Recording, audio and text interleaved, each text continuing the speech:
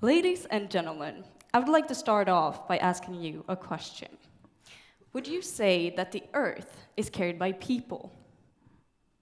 Or that people are carried by the Earth? In this question's most physical sense, I'm positive we all agree that we are carried by this planet and not the other way around. In this question's most physical sense, it might also seem ridiculous because it's so simple. But that's very much the point. Simple illustrations are great for making sense of complexities. Remember this question and its answer, because we'll get back to it in a bit. As we go through life and time, we as individual people and as societies develop a set of notions that we see as true.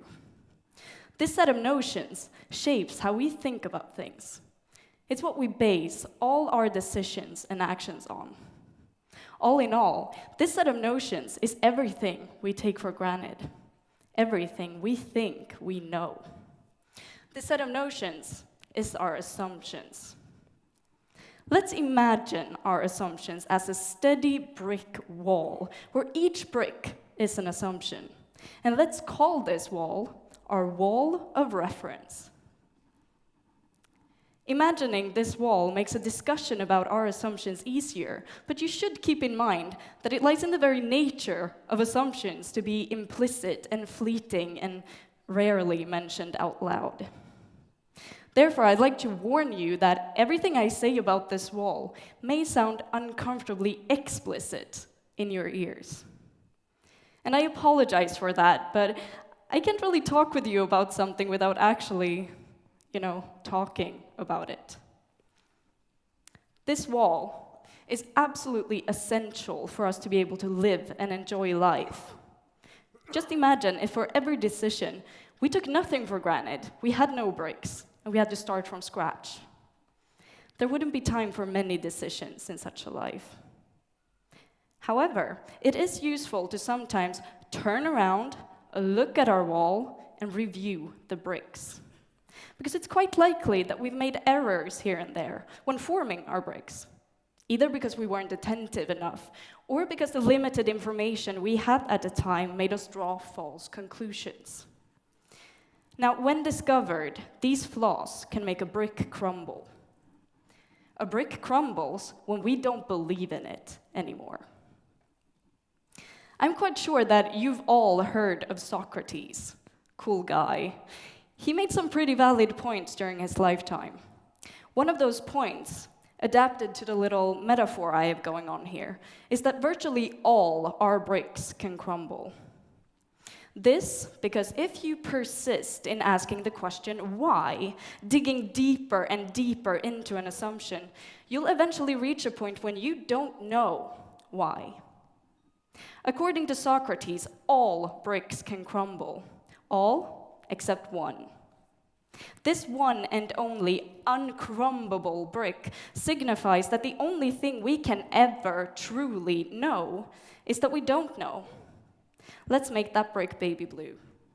I like that color.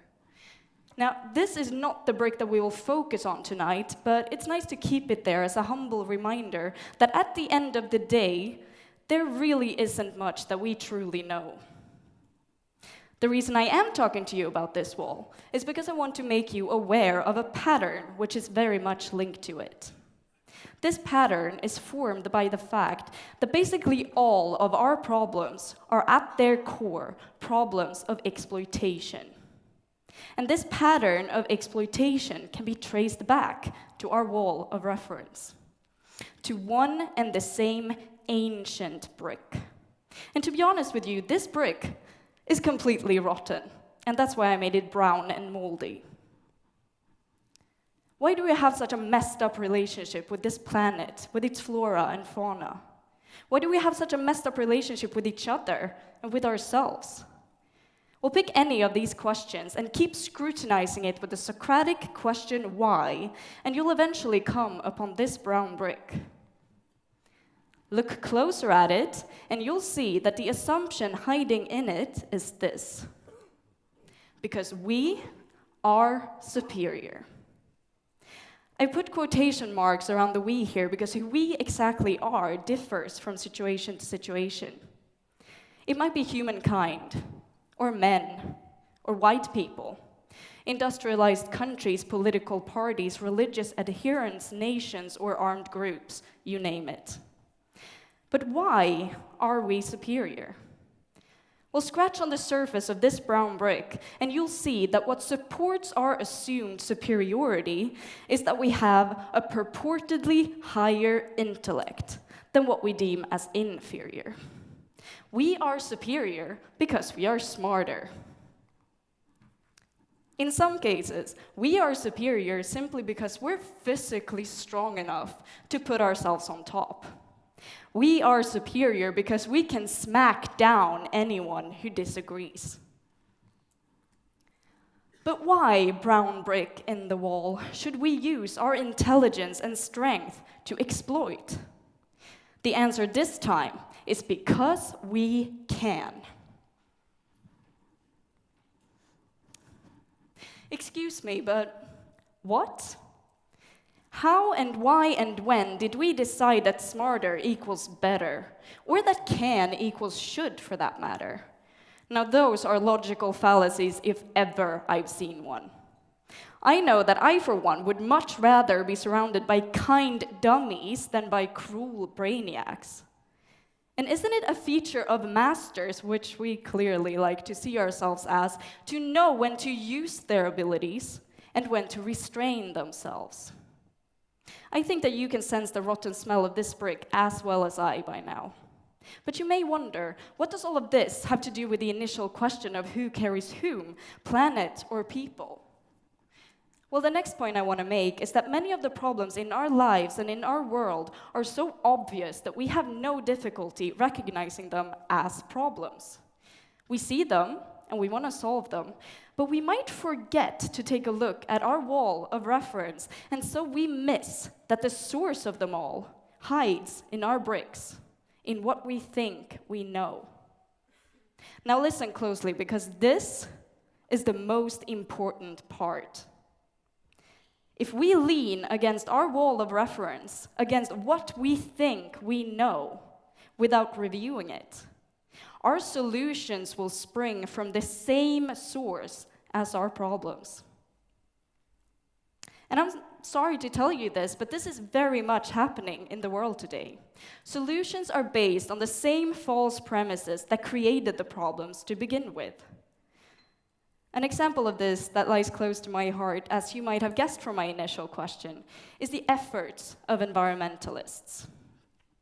There are many exceptions, but mainstream environmentalists try to bring about change with a discourse which is based on the same assumptions that created the problems to begin with. And they're meeting a lot of resistance. Why? Well, first of all, it's very difficult to convince people to care for a planet with forests, oceans, plants, and animals that we have learned to look down on. The only argument that you can make within the confines of the brick of superiority is one of moral.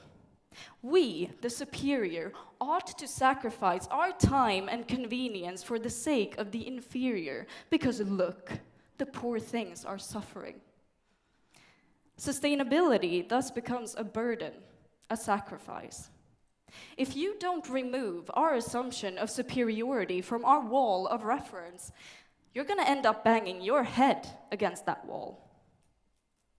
If you're lucky as an environmentalist, you might actually manage to get the message across that taking better care of our climate and environment isn't just something that we, for moral reasons, can do, but for the sake of our own survival, must do. But if you still haven't met our assumption of superiority head on, your discourse is going to hinge on the same superiority complex that got us into this crisis to begin with. You're going to place people at the top. You're going to give them full responsibility. You're going to say that it is up to us to save the world. You're basically going to ask people to carry the earth. And by doing so, you're giving the people that you have finally managed to get to listen to you an unfathomably heavy burden. The Earth weighs close to 6 times 10 to the power of 24 kilograms. When asking people to carry it, it's sort of inevitable that this happens. It's not that much of a wonder that this discourse isn't working.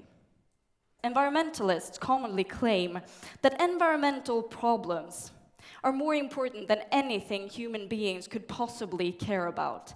And in a way, they're right. Because along with nuclear war, environmental destruction is the global threat that has the greatest potential to wipe us all out in one go. But if what you've seen so far is a somewhat sound analysis, environmental problems aren't the most important problems. Rather, they are the ultimate expressions, you might even say final symptoms, of a disease which runs much deeper and which has caused many other symptoms along the way. Suppose this is the case, then what on earth are we supposed to do about it? I'll tell you what we're going to do about it. We're going to treat this disease with an antidote. We're going to make our rotten brick crumble by believing in something else. Our problems are so connected that they can be seen as one. And the same goes for their solution.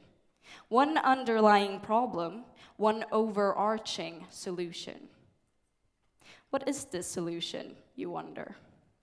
Actually, if you look really closely, the solution is also to be found in our wall of reference. It's that small apricot brick right there. The rotten brick of superiority has intruded on its territory and made it shrink so much that we've almost forgotten about it, but it's still there. All we need to do is transfer our faith from the rotten brick to this other brick and watch it grow. The rotten brick of superiority is all about separation, disconnection. In contrast, this apricot brick is all about interconnection. Regarding many of the problems caused by and afflicting humankind, we know quite a lot about what we need to do to remedy them. We have lots of knowledge and technology. What's missing is action. What we still lack is the will. What we still haven't reached is the tipping point when so many people care that there's no other choice than for whole societies to turn knowledge into practice. But the will we need will not come from the assumption of superiority. The will we need, in so many ways, will stem from the notion of interconnection.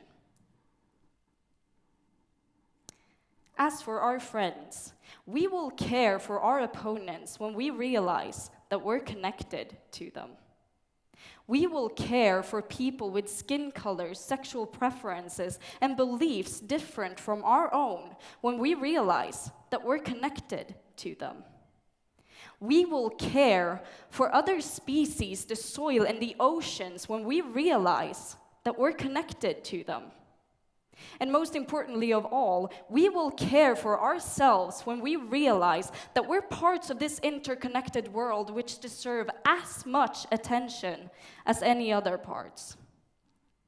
I say that caring for ourselves is most important, not because we are superior to other parts of this world, but because connecting to ourselves is what makes the realization of all other connections possible. Because of the infinite connections in this world, this is the one I find most beautiful. What is good for us is good for the planet. Now, we're all quite familiar with what is usually highlighted as good for the planet. Actions that contribute to a balanced atmosphere, oceans full of fish and coral reefs, stable and nutritious soil, expansive forests, etc. But let's look a little closer at what science says about what is good for us. Science tells us that people need to move, eat, and sleep well to feel well.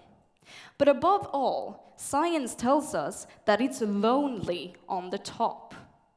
What humans crave the most is connection. We don't want to be on top of. We want to be part of.